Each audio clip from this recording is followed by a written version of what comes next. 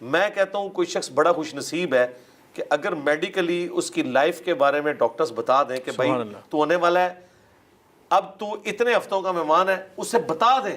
ٹھیک، جانا تو ہے نا جی، مسلمان کیوں موت سے گھبرائے؟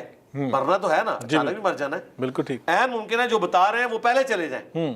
بعض اوقات ایسا بھی ہوتا ہے جو ڈاکٹر خبر دے رہا ہوتا ہے کہ اس نے 6 مہینے بعد جانا ہے، وہ تو 3 مہینے بعد خود چلا جاتا ہے. ٹھیک ہے، تو اس کا فائدہ یہ ہے کہ آپ کم از کم اس سے توبہ کروا سکتے ہیں. بالکل ٹھیک ہے. وہ یعنی اور اس کے اوپر یہ بھی فارمولہ نہیں لگے گا کہ اس نے موت کے غرغرے میں توبہ کی ہے. موت کا غرغرہ ابھی نہیں آیا اس پہ. غرغرہ وہ ہے جس کے بعد پوائنٹ آف نو ریٹرن آتا ہے، جب یہاں پہ سانس اٹک جاتا ہے، تو اسے توبہ کا موقع مل گیا. یہ بڑی نیکی ہے، اس کو بتا دیا جائے. بالکل ٹھیک ہے. یہ بتائیں کہ کیا مرنے سے پہلے اپنی قبر کی جگہ کی نشاندہی کر دینا کہ بھئی مجھے یہاں دفنانا لا کے، لازم یہ میری قبر یہاں بنائی جائے گی، یا پہلے سے جگہ خرید کے رکھ لینا، کہا جائے کہ مجھے اس جگہ پہ دفنایا جائے لا کے؟ یہ اچھی چیز ہے، ایسے کرنا چاہیے، بہتر ہے کہ ایسے کیا جائے. ٹھیک، کہ آپ اپنے لیے جگہ کوئی مخصوص کریں. صحیح. دیکھیں نا سیدنا عمر نے، صحیح بخاری میں آتا ہے کہ جب ان کو زخم لگا 3-4 دن تک یہ حالت رہی کہ جو کچھ کھاتے تھے معدہ کٹ کیا تھا، نکل جاتا تھا. پھر انہیں یہ پتہ چل گیا اب میں نہیں بچوں گا. پھر انہوں نے 6 رکنی کمیٹی بنائی، سیدنا علی، عثمان، طلحہ، زبیر، عبد الرحمن بن عوف اور سعد ابن ابی وقاص کی. یہ بڑی لمبی حدیث ہے، 5-6 صفحوں میں پھیلی ہوئی ہے، 3700 نمبر حدیث ہے بخاری میں.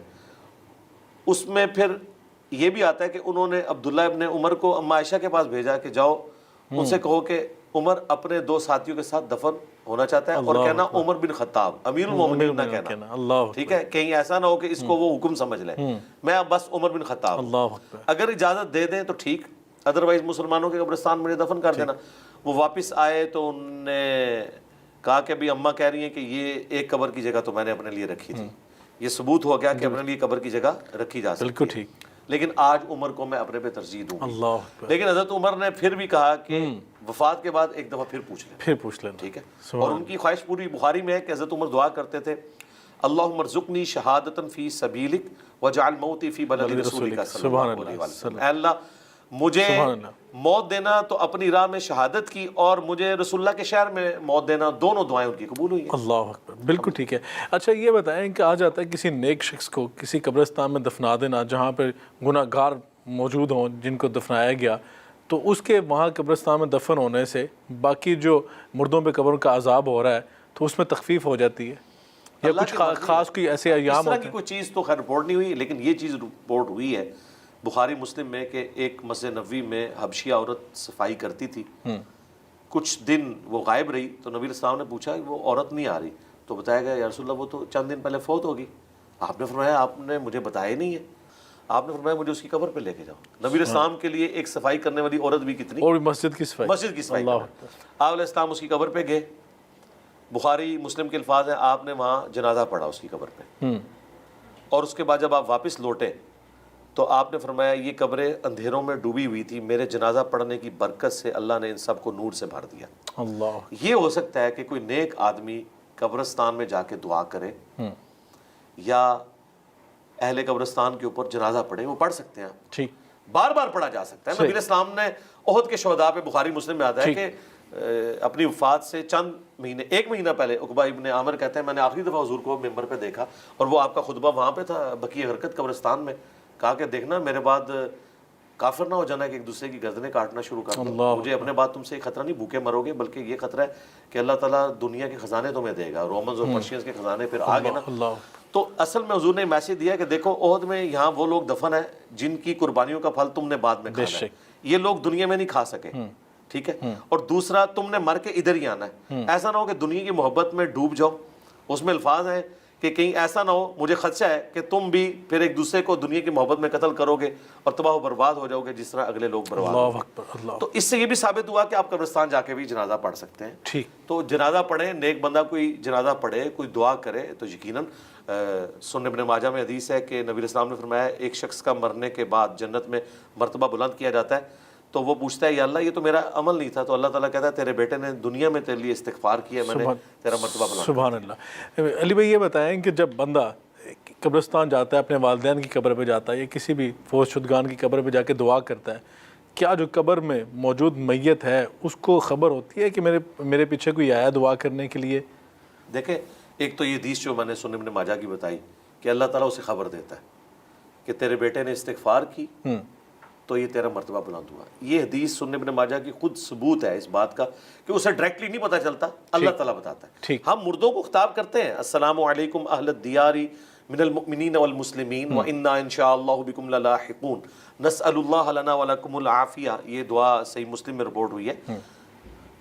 اہل ایمان کے لیے قبرستان جا کے دعا کرنا یہ اہل ایمان کا حق ہے کہ مسلمان اپنے فوت شدگان کے لیے ربنا اغفر لنا ولاخواننا الذین سبقونا بالایمان, اہل ایمان کی نشانی ہے کہ وہ اپنے مردوں کے لیے دعا کرتے ہیں جو پہلے ایمان کی حالت میں جا چکے, وہ آپ نے کرنی ہے. لیکن جو ہم یہ سلام کرتے ہیں یہ سلام کا ان تک پہنچنا یہ برزخی موڈ ہے. اگر کوئی کہتا ہے یہ فزیکل پہنچنا ہے پھر اس کا لازمی نتیجہ ہے کہ جب وہ وعلیکم السلام کہتے ہیں نا تو ہمیں باہر آواز آنی چاہیے.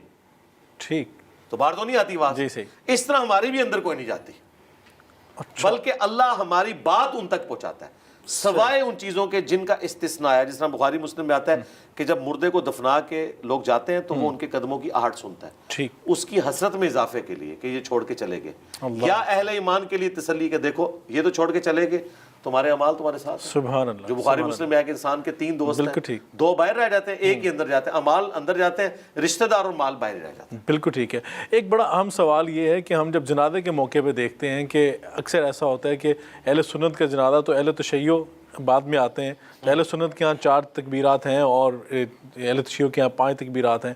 وہ 4 تکبیرات کر کے ایک تکبیر اپنا اضافہ کر کے وہ تو جنازہ پڑھ لیتے ہیں.